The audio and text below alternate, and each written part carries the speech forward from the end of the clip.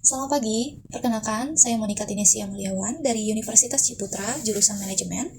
Pada kesempatan ini, saya akan memaparkan ide bisnis yang diberi nama Kopi Mood Booster, inovasi produk kopi UMKM dengan dukungan komunitas digital. Seperti yang kita ketahui, Indonesia adalah salah satu produsen sekaligus konsumen kopi terbesar di Indonesia. Produk kopi nasional pada tahun 2022 mencapai 794.000 ton, konsumsi domestik juga terus meningkat dari 4,45 juta kantong di tahun 2020 atau 2021 diproyeksikan mencapai 4,8 juta kantong atau 288.000 ton di tahun 2024 atau 2025. Namun konsumen modern kini tidak hanya mencari rasa kopi tapi juga manfaat tambahan seperti energi relaksasi hingga kesehatan. Nah, disinilah Kopi Mood Booster hadir sebagai solusi dengan konsep kopi fungsional yang menyasar kebutuhan tersebut. Baik, selanjutnya kita masuk ke analisis permintaan. Kalau kita lihat dari tren, konsumsi kopi ini di Indonesia terus mengalami peningkatan ya. Dari data BPS atau Badan Pusat Statistik, ini menunjukkan produksi kopi nasional relatif stabil di kisaran 780 sampai 794 ribu ton per tahunnya. Nah, dari sisi konsumsi domestik sendiri, menurut laporan BRMP Kementan atau Badan Perakitan dan Modernisasi Pertanian, ini memperkirakan angka konsumsi naik dari 4,45 juta kantong di tahun 2020 atau 2021 menjadi sekitar 4,8 juta kantong atau setara dengan 288 ribu ton pada tahun 2024 atau 2025. Nah, dari angka ini pasti kita bisa membayangkan ya, menggambarkan bahwa pasar kopi ini masih sangat besar dan kebutuhannya makin meningkat setiap tahunnya. Selain itu, tren global juga ikut mendukung seperti pasar fungsional beverage dan minuman fungsional diproyeksikan ini tumbuh sekitar 7-8% per tahunnya.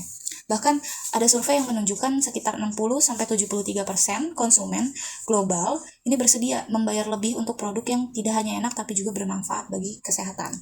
Dari sini kita bisa tarik kesimpulan kalau peluang untuk produk kopi fungsional seperti Kopi Mood Booster ini dengan menargetkan pangsa pasar kecil yaitu 0,05% dari konsumsi nasional, kita sudah bisa masuk dengan volume sekitar 144 ton per tahun. Jadi meskipun pangsa-pangsa pasar yang kita ambil sangat kecil, peluang bisnisnya tetap besar karena konsumsi kopi nasional yang memang sangat tinggi gitu.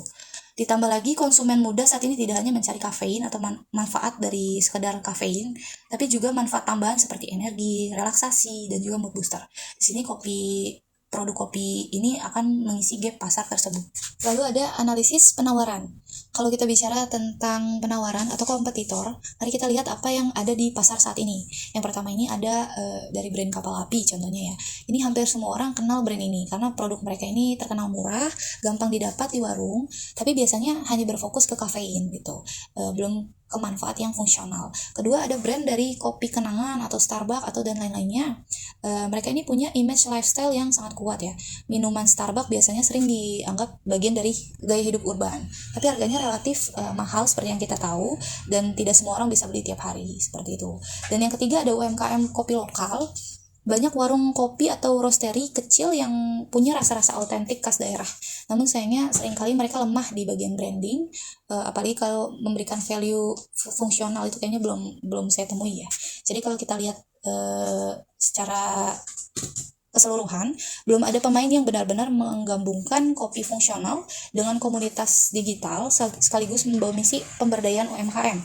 Jadi inilah gap pasar yang bisa kita isi dengan Kopi Mood Booster, seperti itu. Selanjutnya, eksternalitas positif dan negatif. Kalau kita berbicara tentang dampak, bisnis ini tentu bukan cuma soal keuntungan, tapi kita juga bicara soal manfaat dan resiko yang bisa timbul di masyarakat. Eksternalitas positif yang saya ambil di sini ada 3, yaitu dari sisi ekonomi, sosial, dan juga lingkungan. Yang pertama, dari sisi ekonomi, petani kopi lokal ini biasanya lebih sejahtera karena ada peningkatan permintaan. UMKM kopi dan barista juga bisa terlibat langsung sehingga mereka punya peluang pendapatan baru. Kita juga ingin membangun komunitas digital yang bukan sekedar tempat promosi aja nih, tapi kita pengen ciptain wadah edukasi tentang kopi sehat ke masyarakat umum.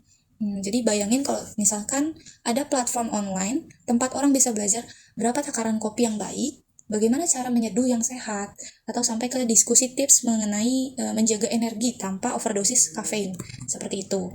Lalu ada dari sisi lingkungan. Kita juga memiliki potensi penggunaan kemasan ramah lingkungan sehingga bisa mengurangi sampah plastik Tapi di sisi lain ada juga dampak negatif yang harus kita antisipasi pastinya. Yang pertama ini dari sisi kesehatan. Kafein ini kalau dikonsumsi berlebihan, itu juga nggak baik ya, bisa mengganggu penyerapan kalsium, dan ini berpengaruh ke tulang dalam jangka panjang. Jadi kita juga harus mengedukasi konsumen untuk ngopi dengan bijak. Selain itu kita juga kalau berlebihan konsumsi kopi bisa menyebabkan jadi insomnia, jadi susah tidur, itu akan mengganggu metabolisme tubuh gitu ya.